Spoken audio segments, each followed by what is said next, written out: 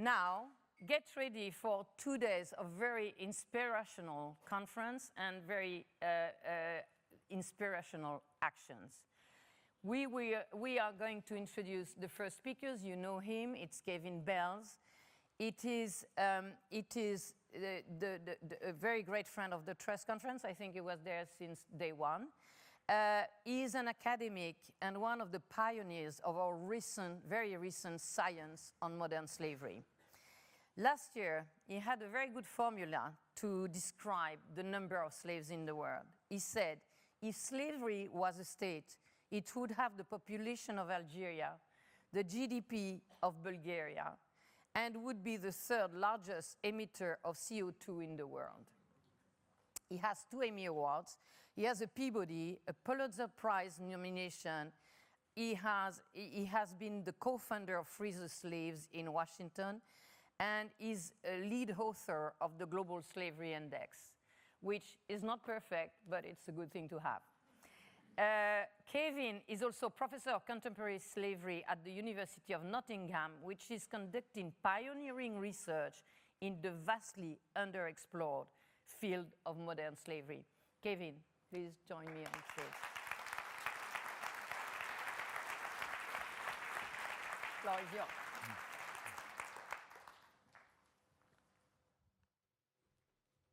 Thank you so much, Monique. Monique, what a spark plug, eh? She drives this engine made up of scholars and journalists and companies and banks and lawyers. And, you know, if she could run the planet, we'd all be probably a lot happier and healthier. I'm ever so happy to be here. I was at the very first Trust Conference, missed a few, came back last year and so forth. It gets bigger and better every time. So thank you again, Monique. You're amazing.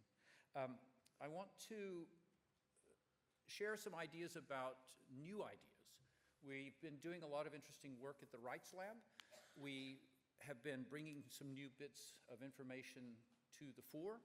And in some ways, I have the happy job of being able to say, here are some brand new things that you haven't read about yet because they've not been published and they've also just been discovered. I have to make sure I'm going the right way on this. But before I do that, I just have to pop this up from Thomson Reuters Foundation. This is only from about a week and a half ago, but it was the finally result of the negotiations to bring to bear a lot of governments, a lot of NGOs, a lot of other agencies finally agreeing to share data on slavery and trafficking around the world. We've been waiting for this for 20 years at least, and I could tell a whole story about being in a CIA safe house with discussions with government officials where they all said it was a great idea, but they would never do it, something like 15 years ago. Finally, it's come into the open. Finally, we're going to have shared data. It's going to take a while, I'm sure, to integrate it, but it's going to be a big difference. It's exactly what Monique was calling for just a moment ago. I want to talk about some ideas about satellite detection. Last year, I mentioned some of the things that we were just beginning to happen. And I also want to mention that my colleague, Doreen Boyd, will be speaking in the 11:45 session. She's an actual satellite expert and has been leading the work in this space.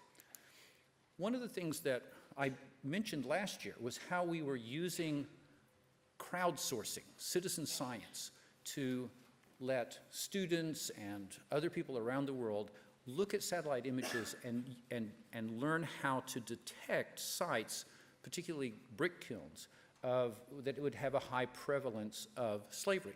Now, what in fact those citizen scientists, what in fact those students were doing was teaching a machine-readable AI behind it to recognize it.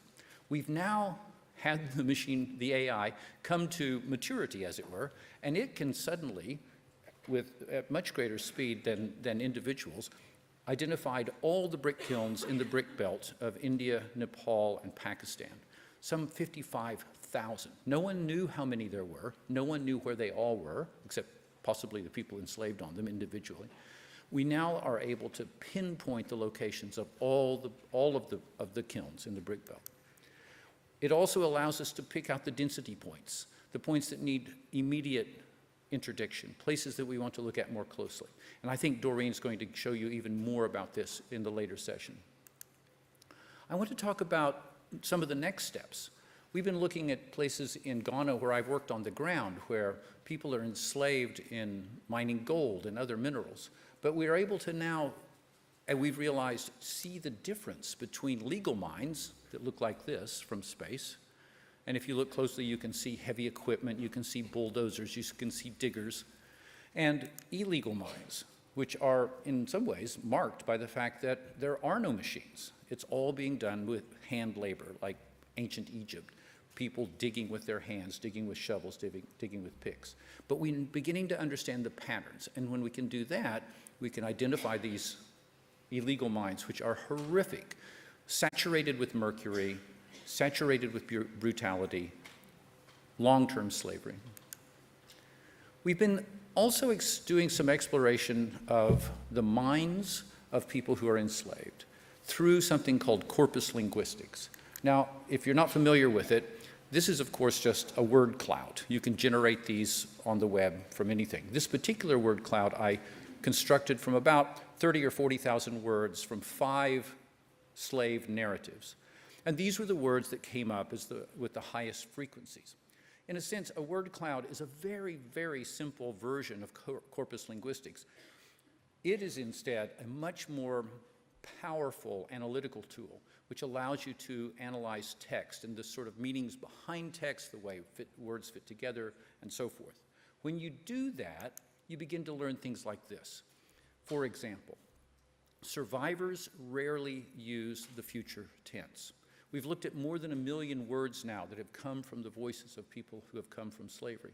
They've almost never used the future tense to talk about or talk in any way about the future. And if they do, if they touch on the future, they almost immediately follow it by a sudden past tense. This is helping us to understand the lived experience of slavery. They use me, not I. They think of themselves as an object, not a subject. And what's more, it backs up the other findings that we've been learning from survivors about the atemporality, aspatiality of living in slavery. What does that mean? It means this: people in slavery live in an eternal, forced present.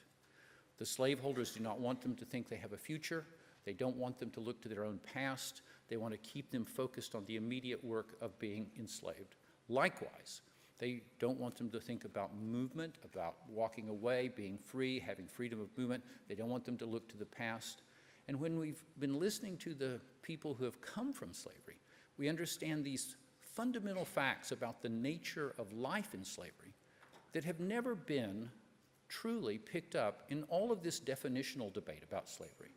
The people who have written the definitions, legal, academic, whatever, of slavery in the world today are not survivors of slavery. In other words, everything that we've done to define slavery turns out to have not been put together by anyone who's actually been there. We're also beginning to try to understand the minds of slaveholders, because as Austin Choi Fitzpatrick explains, we've got to reach them as well if we're going to truly reach a level of global liberation. Now, this is a slaveholder that one of my colleagues took a picture under a sort of surreptitious excuse. But he's a modern slaveholder in India. You can see the quarry that his family has owned for generations. You can see the families working in it that his family has also controlled and owned for generations. And we were able, and what Austin, our colleague Austin, was able to do was to reach into, gently interview and learn from slaveholders how they saw the world. Now, interestingly, the slaveholders of today are not necessarily beings of pure evil, and certainly those who have hereditary forms of slavery which have come down through their families.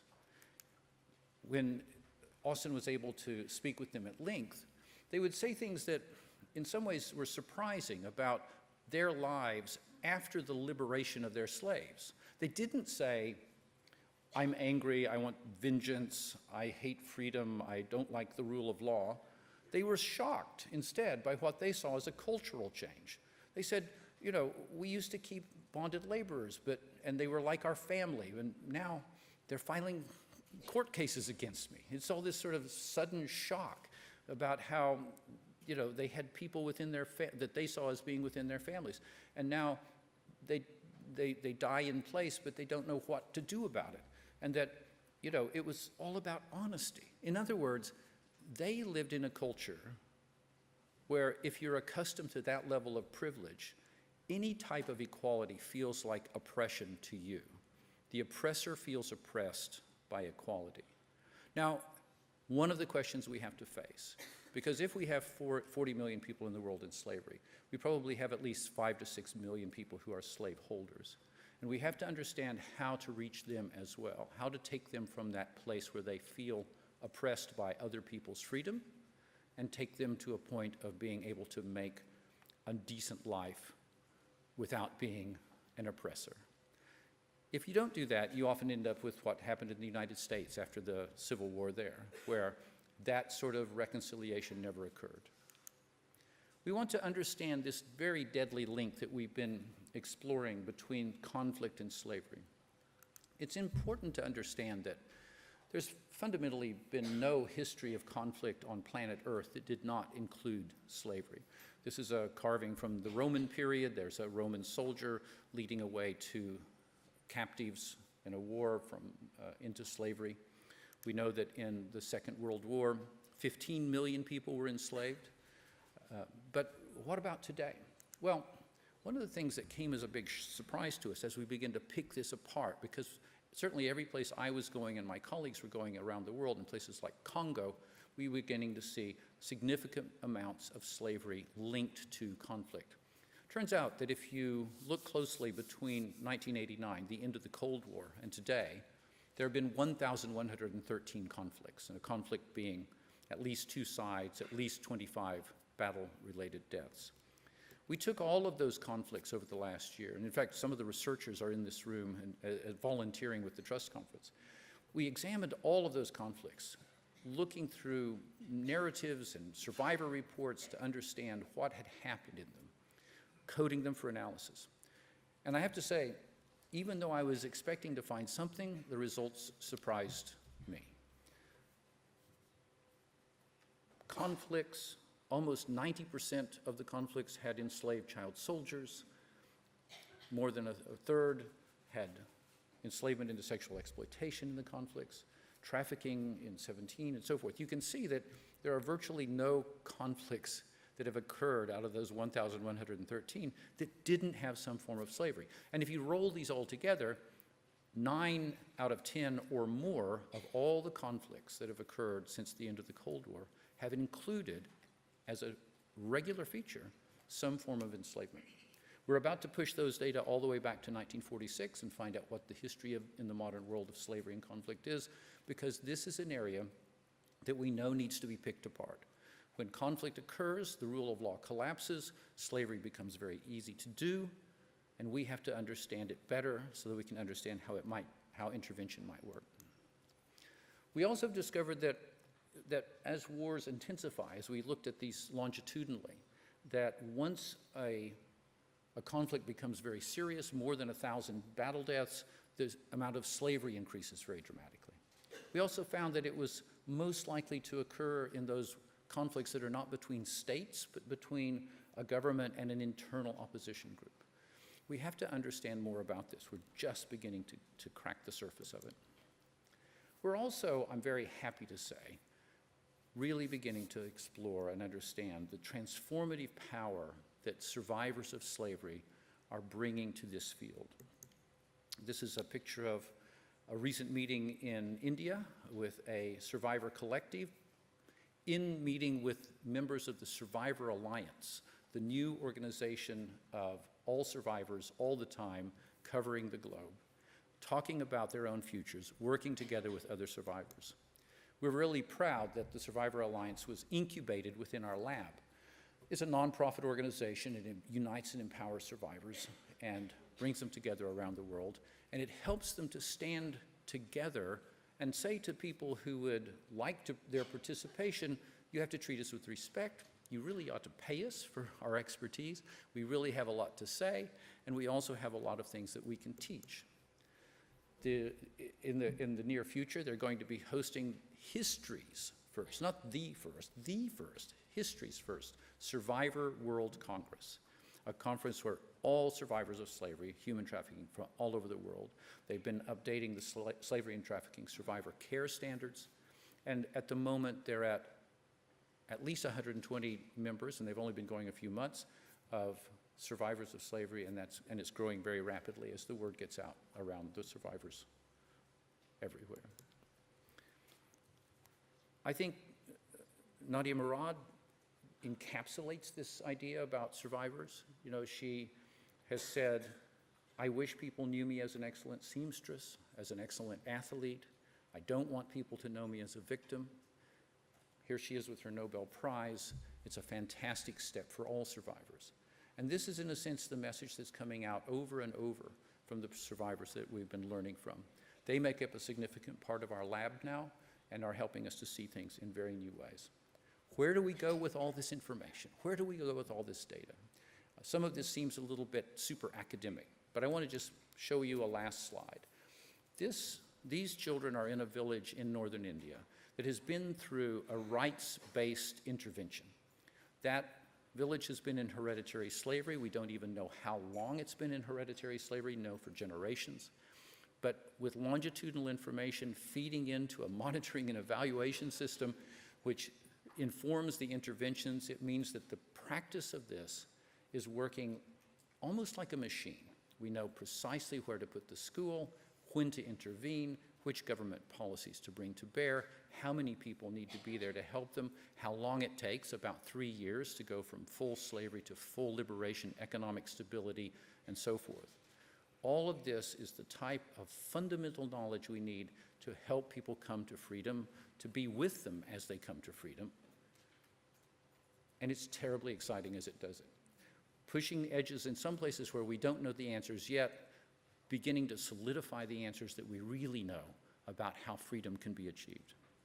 I thank you very much for this 15 minutes of fun.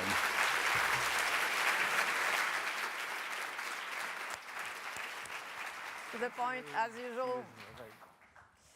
Yeah, we learned a lot. Every time I listen to Kevin, I learn a lot. I'm taking notes like crazy.